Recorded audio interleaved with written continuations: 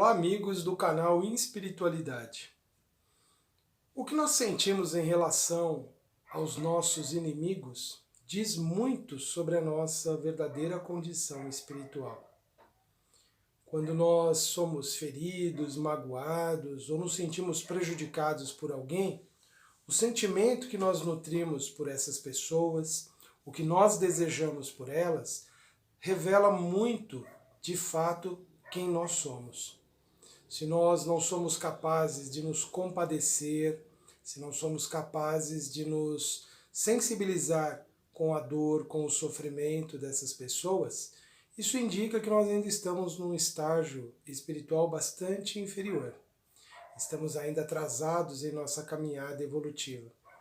Não compreendemos ainda algo bem elementar das leis divinas, não entendemos bem o que Jesus nos ensinou.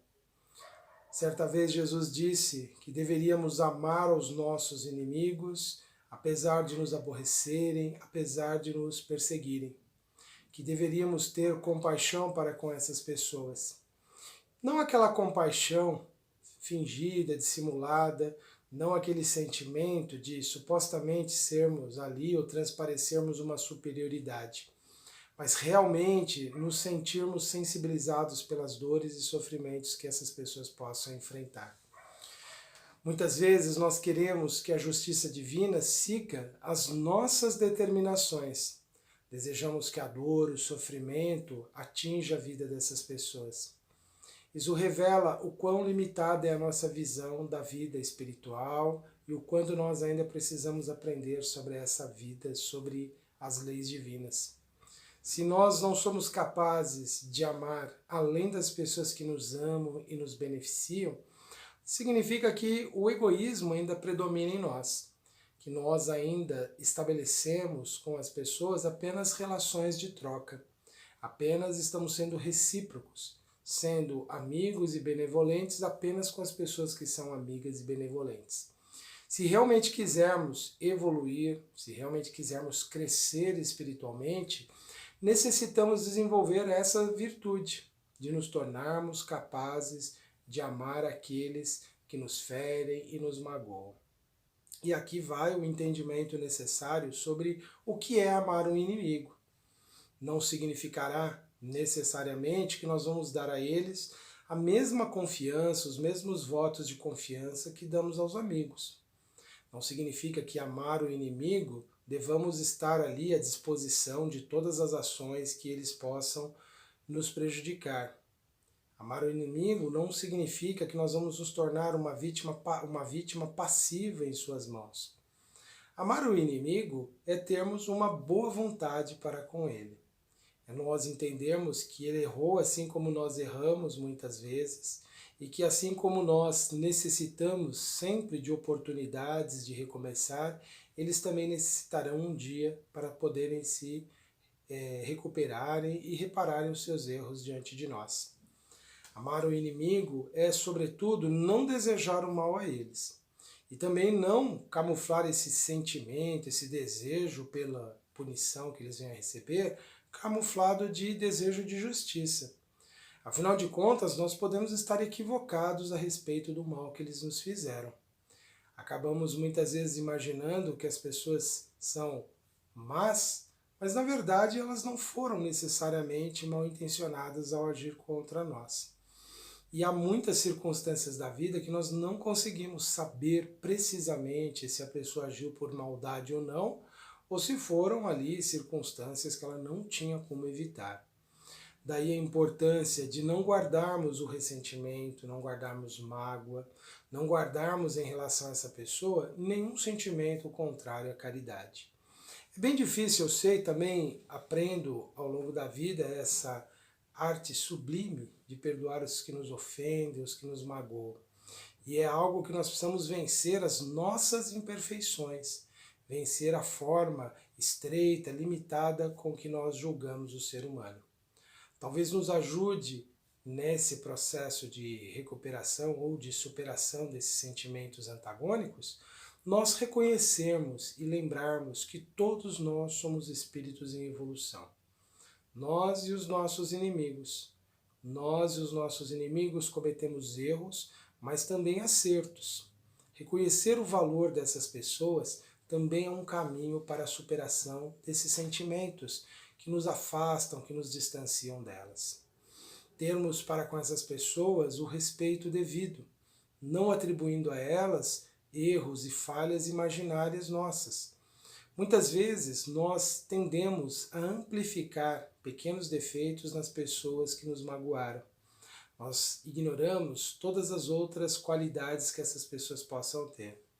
Isso nos revela mais uma vez o nosso traço inferior e a nossa imperfeição. E é natural, quando nós constatamos isso, que talvez até nos decepcionemos com nós mesmos e até digamos, eu sou assim mesmo, não há o que fazer. Mas para aqueles que estão preocupados com a sua evolução espiritual, para quem deseja realmente o crescimento, a renovação de si mesmo, preocupar-se com isso é algo bem importante para que realmente a vida possa significar progresso e evolução. Então, diante dos nossos inimigos, diante dos nossos desafetos, diante das pessoas que criaram prejuízos para nós, que exercitemos esse pensamento de que são seres também em evolução, que também nós, como eles, erramos muitas vezes na tentativa de acertar. Não conseguimos muitas vezes dar o nosso melhor em nossas relações, em nossas atividades, assim como essas pessoas. E quando vamos reconhecendo que todos somos falhos, que todos somos passíveis de muitos erros, de muitos desenganos, estamos naturalmente nos despindo do orgulho, que é o que nos leva muitas vezes a apenas observarmos em nós os acertos e nunca os nossos erros. E é esse mesmo orgulho que nos obstrui a visão, nos impede de perceber as qualidades daqueles que nós julgamos tão inferiores, tão nocivos e tão perniciosos. Nós, como espíritos em evolução, necessitamos então ampliar essa compreensão de que todos estamos na existência humana com o objetivo de crescimento. Daí Jesus nos recomendar orar por aqueles que nos ofenderam, pelos que nos perseguiram, por aqueles que nos prejudicaram de alguma forma. Neste exercício de orar, nesse diálogo com Deus, nós exprimiremos nesse momento aquilo que realmente nós somos. Ou melhor dizendo, nós expressaremos aquilo que nós realmente somos. E nesse diálogo, reconhecendo quem nós somos diante dos nossos desafetos, podemos pedir a Deus que nos ilumine, que nos esclareça, que pacifique os nossos corações para que possamos aceitar as circunstâncias que a vida nos impõe, que é necessariamente de atrito, de confrontos, de desencontros, porque essas situações, por mais incômodas que elas possam ser, elas são sempre renovadoras, são sempre transformadoras. Elas apontam realmente as necessidades que nós temos de crescimento e transformação. Os amigos, os afetos, nem sempre são sinceros. Muitas vezes eles nos toleram, eles nos suportam, eles são generosos em nos acolher com as nossas imperfeições, porque já nos amam. E sempre serão polidos, educados, e muitas vezes não serão suficientemente sinceros para dizer quem realmente nós somos. Já os inimigos são grandes reveladores de quem nós somos. Eles muitas vezes até amplificam as nossas imperfeições, os nossos defeitos, mas de alguma forma eles estão ali sinalizando algo que nós precisamos mudar em nós. E muitos podem rebater esse pensamento pensando assim: então quer dizer que eu tenho que aceitar simplesmente as críticas do outro, eu tenho que simplesmente acolher os ataques, as agressões? Bem, também não vamos ser exagerados. Vamos ponderar e ver o que há de sincero e verdadeiro nessas colocações. Vamos ver, de fato, o que eles realmente têm a nos dizer sobre nós.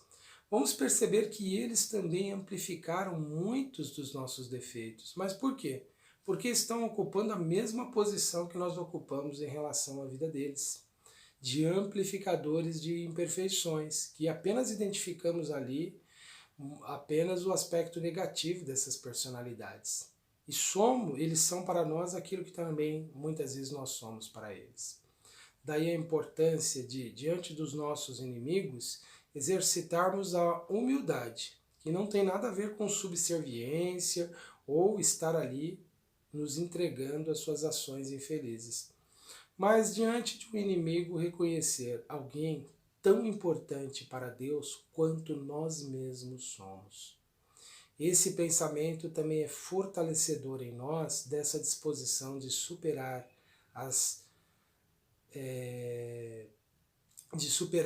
essas dificuldades que nós temos uns com os outros, de superarmos esse distanciamento, esse estado de espírito beligerante, de guerra que nós temos com as outras pessoas.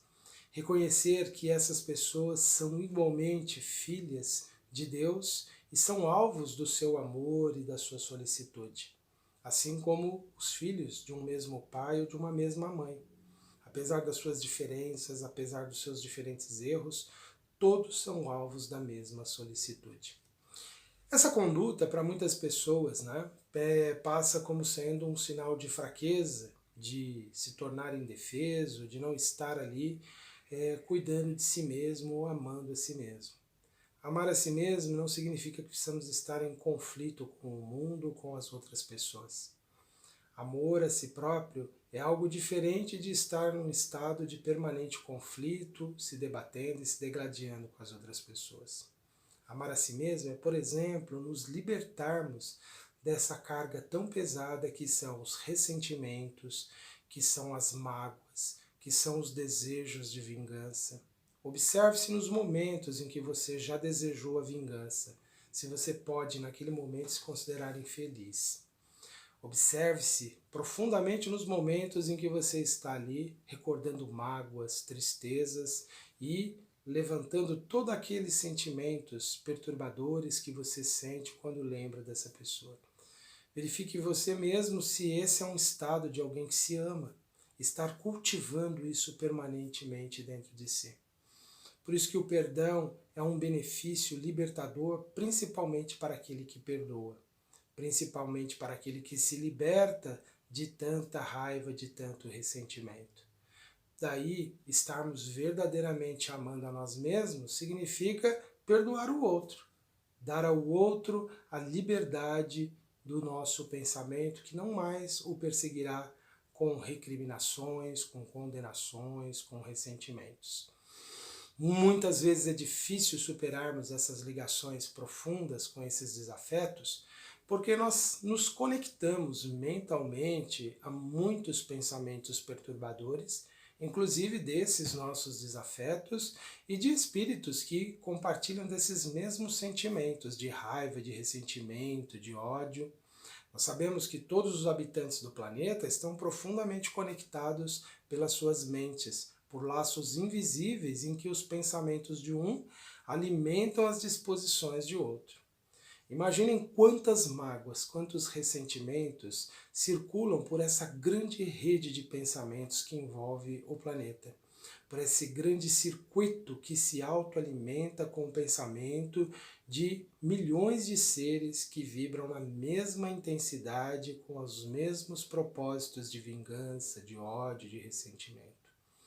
Por isso que os pensamentos de raiva e ressentimento são tão recorrentes, são tão frequentes naqueles que sentem algo contra o seu irmão, que sentem, às vezes até de forma legítima, uma mágoa por algo que aconteceu e que ele não era merecedor. Mas se nós nos ligarmos por esses sentimentos, essas emoções, estaremos necessariamente infelizes.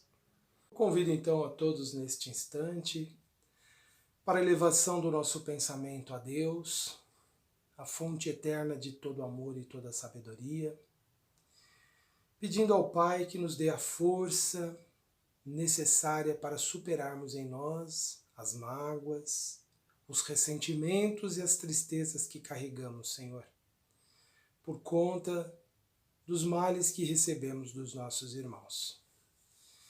Que possamos todos termos a força, a coragem de vencermos esse estado imperfeito do nosso ser e que possamos nos libertar, Senhor, desses sentimentos que nos prendem e nos impedem a paz e a felicidade.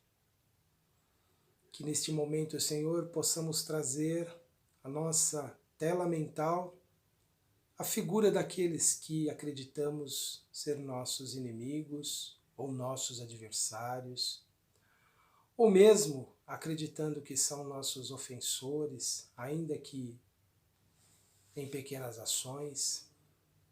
Que possamos, Senhor, em nosso mundo íntimo, nos reconciliarmos com essas pessoas e nos libertarmos dos pensamentos que nos encarceram na mágoa, no ressentimento e na dor.